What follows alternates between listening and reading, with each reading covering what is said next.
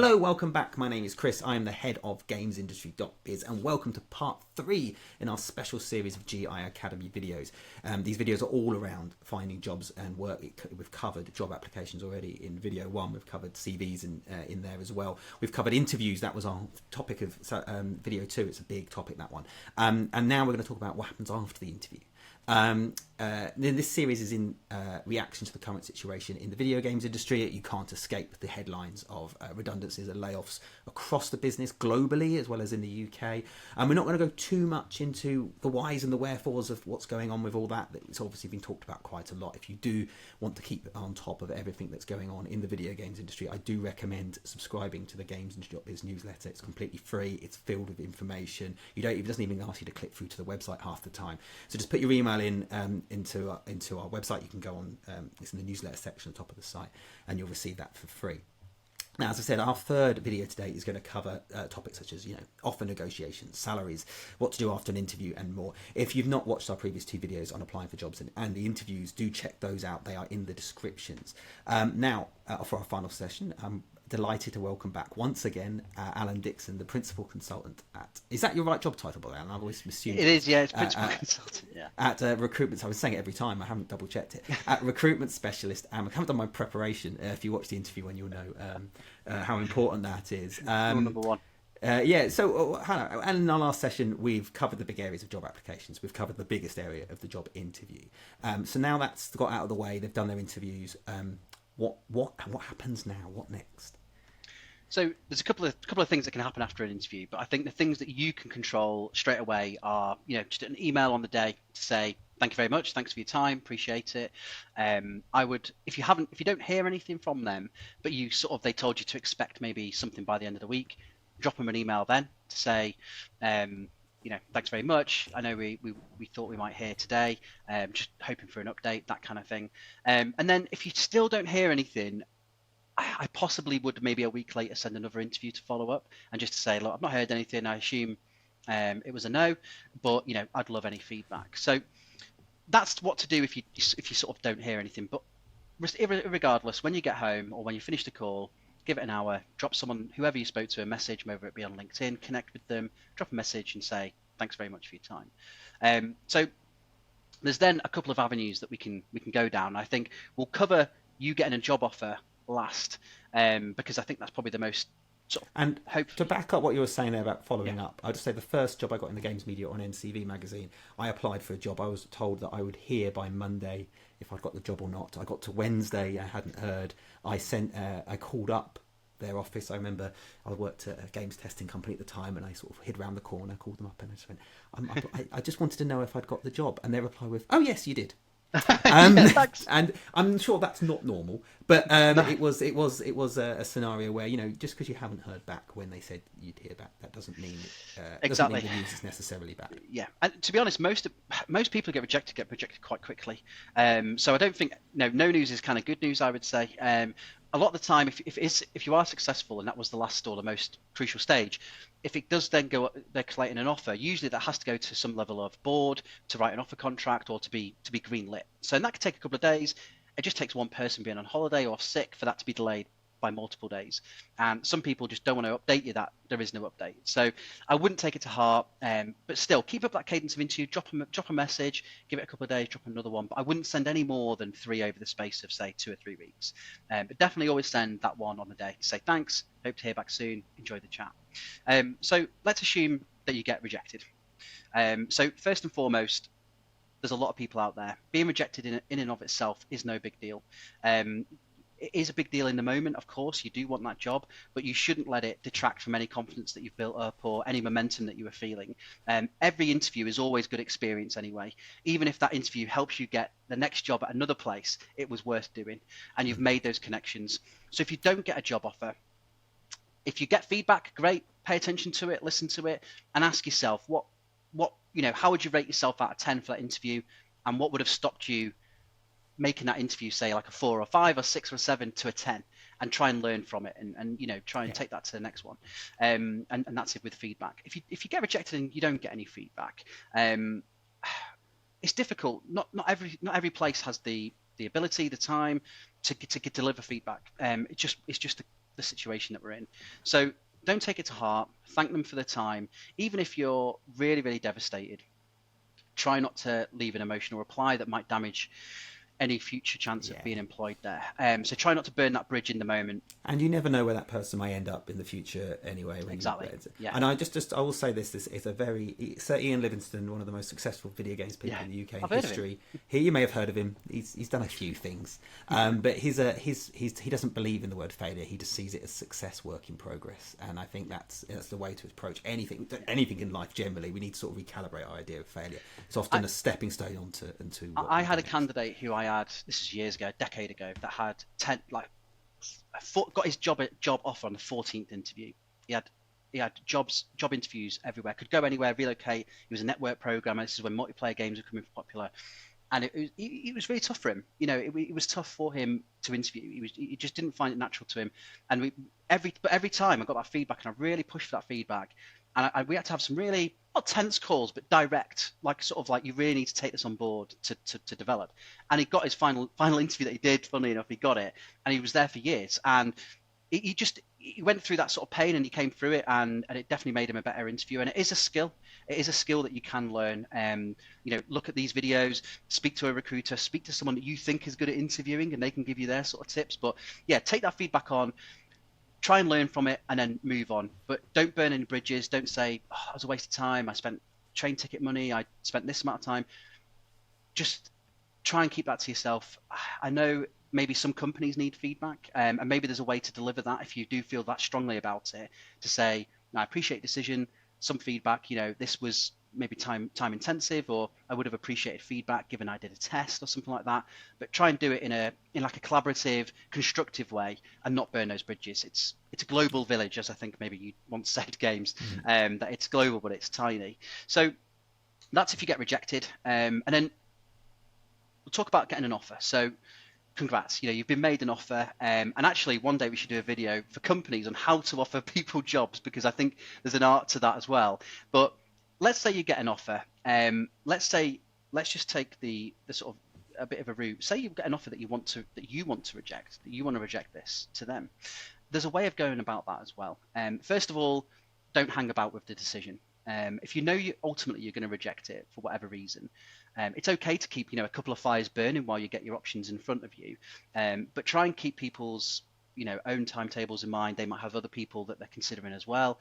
Try and be mindful of that, and try and treat them as if you're going to work with them again in some other way, whether it be professionally or you might want a job there another time.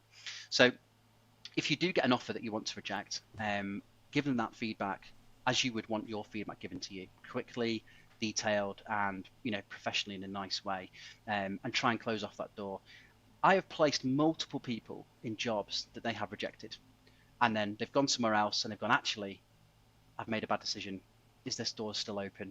And all of the time, it was, whether it was or not, that door still open, it was based on how they handled rejecting that offer originally. Did they keep them waiting? Did they mess them around? Did they negotiate to try and lengthen the process before they had to decline it because they were waiting for something else? Did they treat that person with respect? So treat people how you would want to be treated, and be honest with yourself and with them, and keep that door open for the future. So now to the thing that we all want is, you've done the interview and they've offered you a job. So first and foremost, there's a couple of stages. They will almost normally offer you verbally. They should ring you, at least I would, as a recruiter would. They would ring you and say, congratulations, these are the offer, and here's the pertinent details. So job title, salary, benefits, start date, that kind of thing. What you want to do is, you want to make sure that whenever you make a decision and you definitely commit to something, that you're doing that in possession of a written contract. So really, without that employment contract, that offer is still only verbal. So don't make any decisions really until you've got that physical contract. It's okay to say verbally, like, that works for me, that salary sounds good, I'm excited, I'd love to see the contract. Most contracts completely reflect the verbal agreement, almost 99% of the time, but there might be something in there that you're not comfortable with. So I would make sure that you get the initial details and then get the offer. So let's assume that you've got the contract. I would read it through. I would also maybe share it with maybe someone that you trust, that isn't in games, that it's not commercially sensitive to, just to have them read through it. Is there any red flags here? Anything that I'm missing? And actually, I see a lot of contracts. So even if you weren't working with me, but I knew you, I would definitely still look at your contract for you and say, right, this is kind of all right. This is industry standard.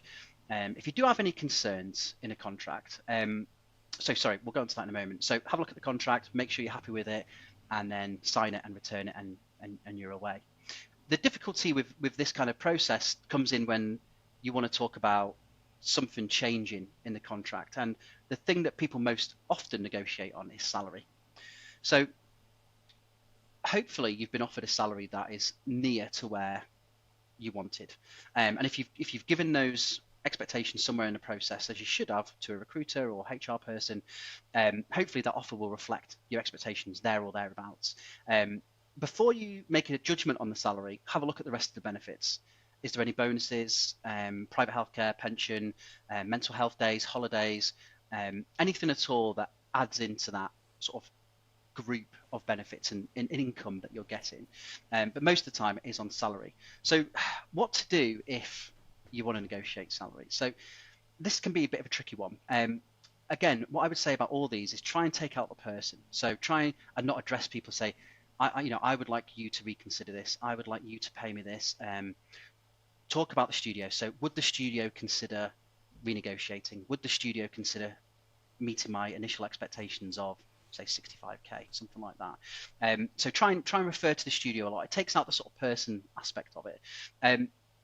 I would say if you're looking to negotiate, ask yourself, how much are you willing to walk away from this completely for that amount of money? So say it was like, a few £1,000 here or there. Try and figure out how much that is worth to you after tax each month. So if you're a high rate taxpayer, every £1,000 extra on your salary you get is worth about 30 quid a month net.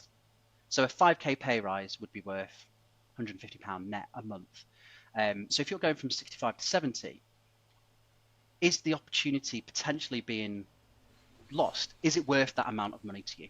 Now, I'm not saying that's a large amount or a small amount, but ask yourself that question in real terms.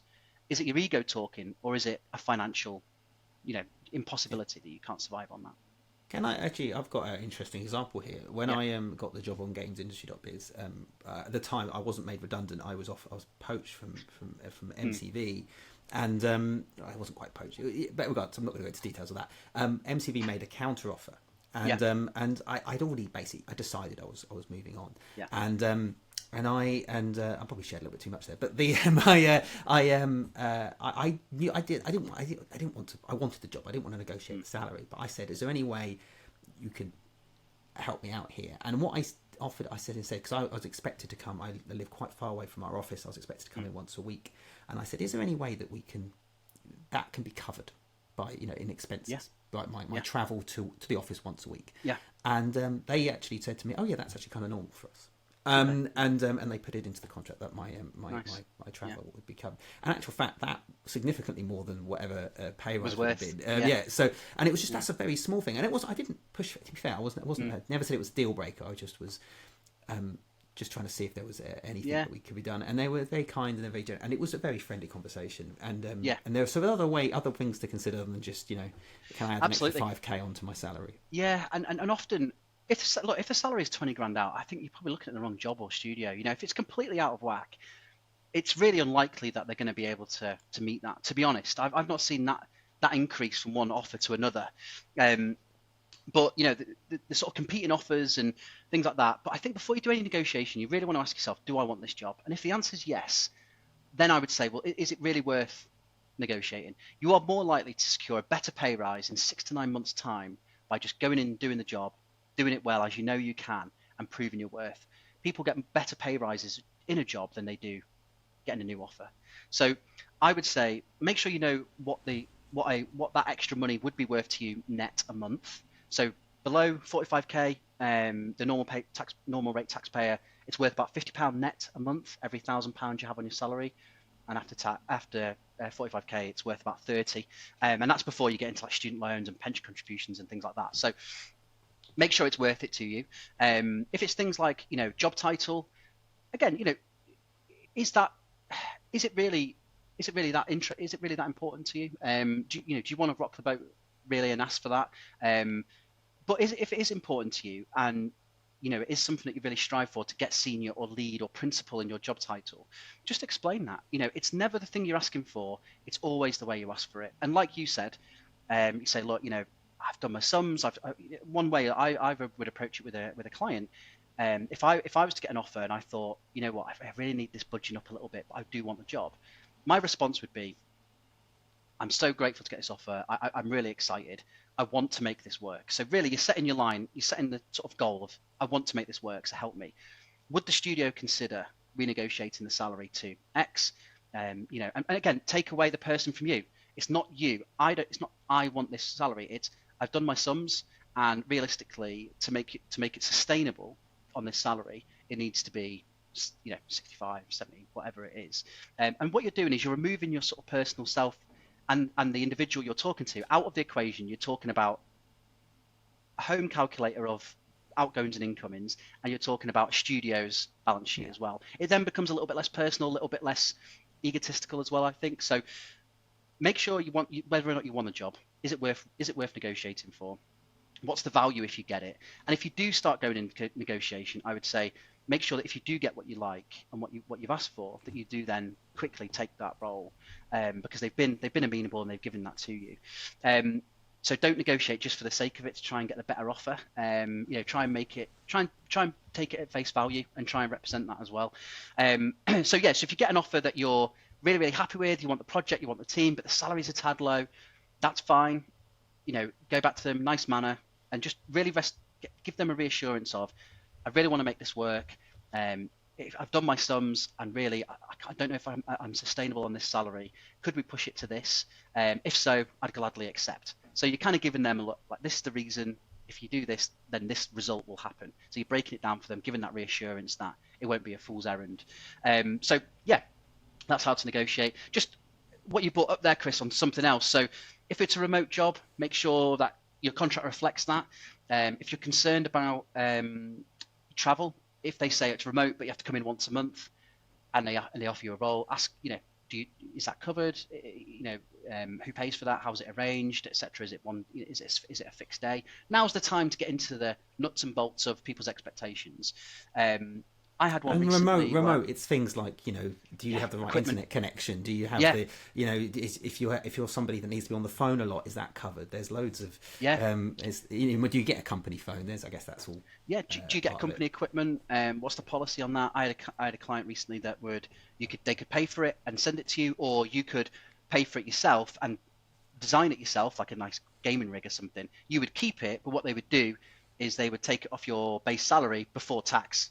So it's actually quite a nice tax-free way of owning some really good equipment. You get like 30-40% off that. So it's quite nice, like a bike-to-work scheme. So find out those things go through the contract, find out those things. Be aware, probation period, little trends in contracts I'm seeing. Probation periods now really have gone from 3 months to 6. And a lot of benefits like private health, pension, enhanced sick pay, paternity pay, things like that. They come in a lot of them after probation. So something to be aware of. But most companies will be able to change, a few bits and pieces. The things that I've very rarely seen people change is like amount of holidays for individuals, or certain things around pensions and stuff like that. That's generally set up as a group, as a company-wide sort of structure that isn't really that changeable. But things like job title, job salary, where to be, when to be on site, things like that, that can be changed. So make sure you've got all of the knowledge you need to make sure, like, is this workable now? Does it meet my expectation? And is it flexible? If you get an offer and you think, I've been interviewing, I've got possibly 3 offers coming in, what I would say is it's totally okay to, first of all, ask to see a contract. So, and then ask for time to review it. So that can buy you a few days as well. But if you feel that it's going to be, we're on the 22nd of Feb now, it's going to be end of March before you know, I think really you should let everyone have visibility of deadlines and any sort of timescales that you've got. Now, this can lead a studio to say, we can't wait that long. Okay. I've not had that happen. I've had that happen a handful of times. And actually, do you know what? If you were willing to wait 6 weeks to answer them, maybe your gut feel was telling you it wasn't the role for you. But generally speaking, at this stage, if you've got multiple offers, obviously pros and cons, try and list them all, try and look at where you want to work, where you'd like to work, what's the best offer, because the best salary isn't always the best studio or the best project. Bear that in mind. And then speak to someone else in games about it, your recruiter or friend in games. But crucially, let the stakeholders know where you stand and where they stand, and be honest with them. You can tell them you've got other offers. You can tell them what those other offers are. You don't have to go into too much detail, but you can give them broad strokes, and then give them a deadline and give yourself a deadline. More is lost through indecision than the wrong decision, and you will feel a lot better once you've made that decision. I've seen it countless times. People get decision paralysis when they make the decision. They've got relief. Yeah, it's same. one of my. So I won't name. I applied. I went for a job about 3 years ago. It was in some regards a dream job. Yeah. But there was. I knew from the moment I had the interview, I knew that there was something. I'm not sure. My gut instinct was saying everything about this is amazing. The job may not be quite right for me. Yeah. And I had that instinct initially, and I ended up taking 4 weeks, I think maybe it was 3 weeks, to make my decision on that. And in the end, I decided against taking that job. Yeah. But it took me a long time to reach the same conclusion that I basically knew the moment I got in my car on the way home. Yeah. And so, I'm not saying that you shouldn't do a pros and cons list and weigh things up, but your gut instinct is probably right. And that's something to consider too, if you're fortunate enough, obviously, to have options. Yeah, absolutely. I think there's a tendency for people who've been made redundant possibly to take the first thing they're offered. So that's understandable, I think, first of all. You need to pay your bills, maybe you have family to support or other things, dependents. But what I would try and do is try and give yourself as much options as possible, as much breathing space as possible, talk it over with other people, and listen to your gut feel and try and come to that decision quite quickly. And 3 or 4 weeks. I mean, for me, look, if you told them, it's going to be 3 or 4 weeks. I was keeping them. It was, and also I did the things that you literally just recommended about. If you're going to turn down that offer, do it in a way that I'd like to think that there will be. If the right job does come along at that same place, they would still very much consider me based on how that. I'm sure they would. How that agreement ended. My instinct is that would be the case, because it was not a.